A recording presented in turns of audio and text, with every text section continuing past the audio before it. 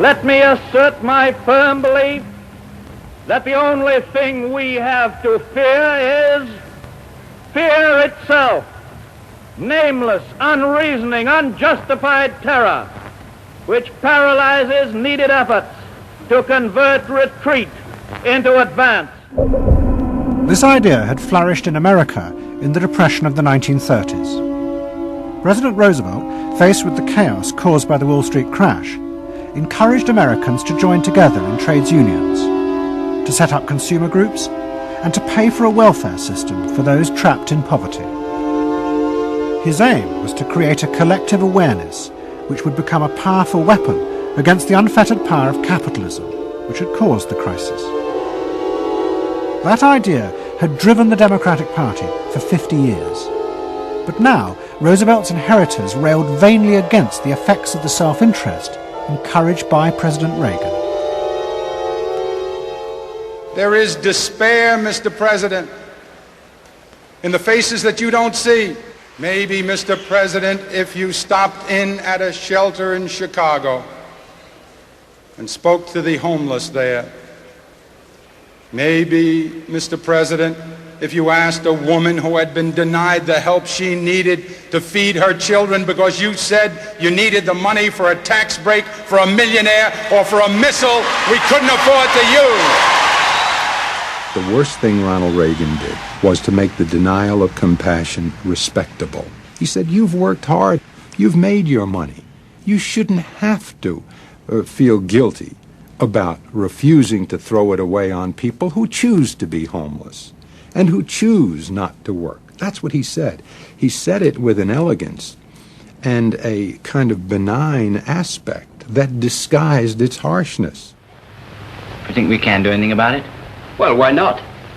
If we can work together now to look after the lives of the people here, I don't see why we couldn't work together afterwards to clear up the mess and help build a better world in which these things can't possibly happen. The qualities we've learned from comradeship and common suffering are not going to be wasted after this war. It's out of experience like ours that the new world will be built.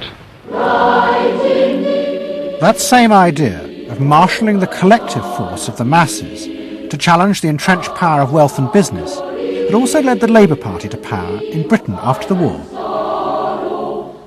But in the 80s, Labour, like the Democrats in America, lost election after election as millions who had once voted for them switched their allegiance to the Conservatives.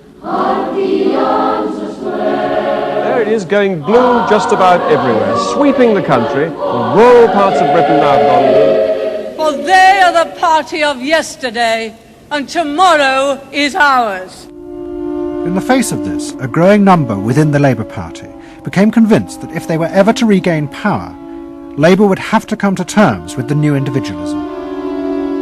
One of them was an advertising executive called Philip Gould, who had been a lifelong Labour supporter.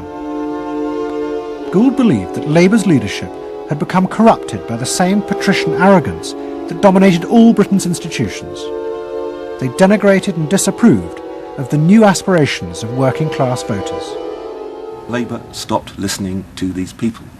And I remember the best example of this was after the election of 1983, which was the election above all where the people's voices just were not heard.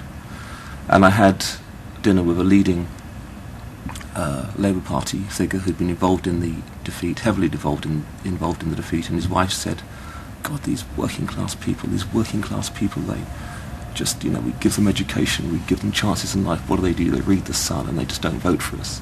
And there was such a gap between these people just trying to make lives for themselves, better lives for themselves, and the kind of elitism of the Labour Party that was just such a chasm that had to be filled.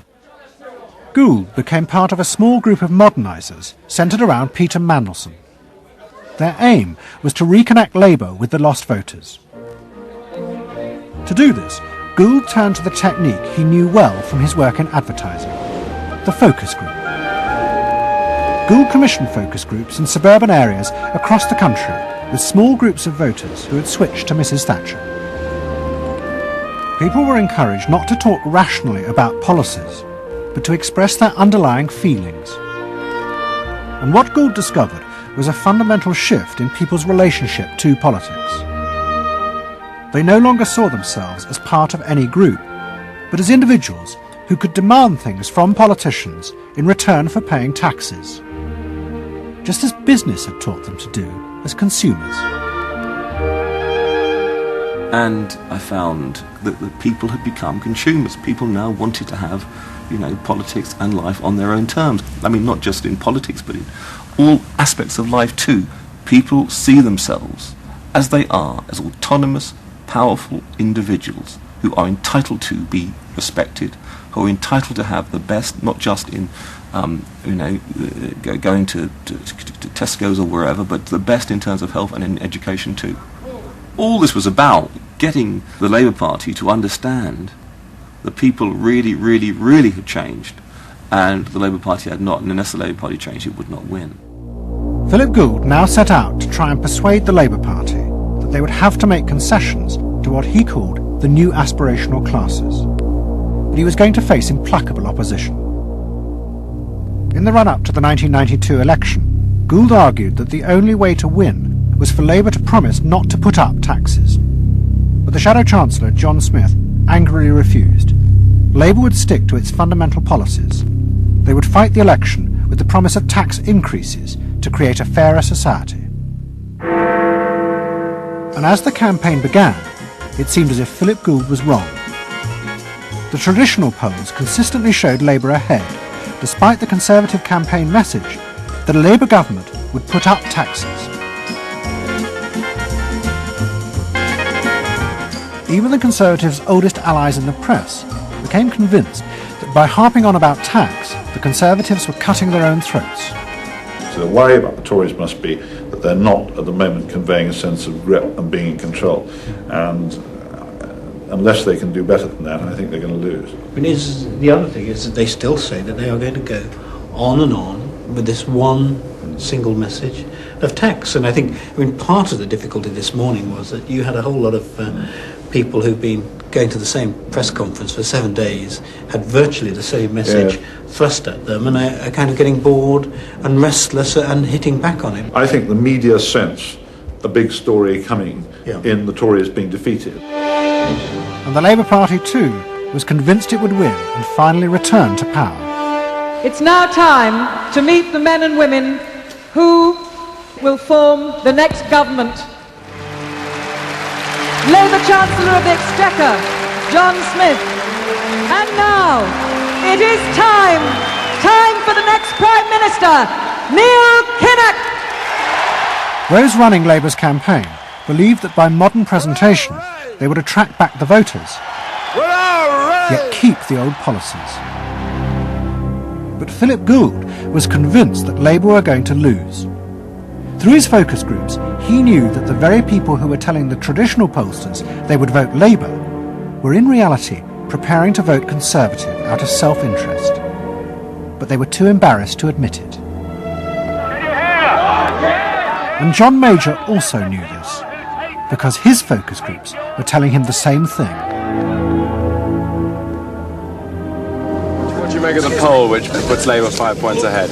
Sir, just one to the Daily Mail, sir. Feel out in the streets that matters. It's feeling good on the streets, is it? It is feeling good on the streets, yes. It has been feeling surprisingly good on the streets for some time. Quite surprisingly, quite out of line with opinion polls. Don't ask me to explain it, but it feels all right. Sir, anyway, come on. No, lads, you must sit down. We're waiting to go.